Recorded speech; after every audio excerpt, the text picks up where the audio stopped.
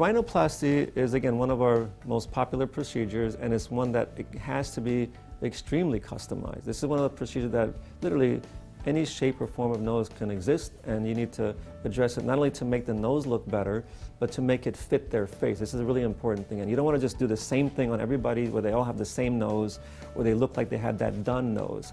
You want to look at their nose, make it look nice, but also look at their whole face and make sure that this fits their face, their ethnicity, the rest of their jaw structure, everything that makes them either a man versus a woman. These are all got to be different. Common cosmetic complaints are having a bump on the nose. That's really common.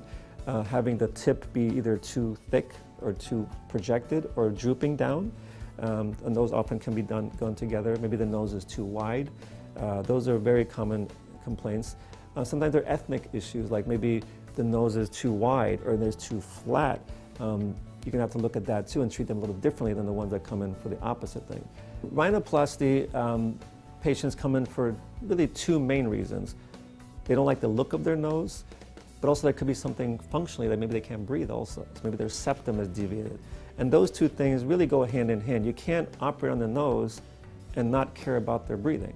If the septum is bothering them, you have to look at that too and say, listen, first of all, you could have a deviated septum, but then maybe that's not really causing any problems. So you don't want to just operate on it just because it's there. So we try to make sure that the deviated septum is actually causing a breathing problem.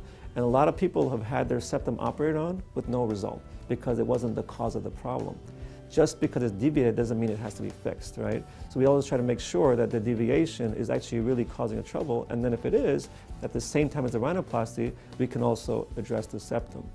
And septum can not only be a breathing trouble, it can also be that their nose is crooked because of the septum, so we have to address it that way too. So it's a combination of the aesthetics and making sure that it works properly.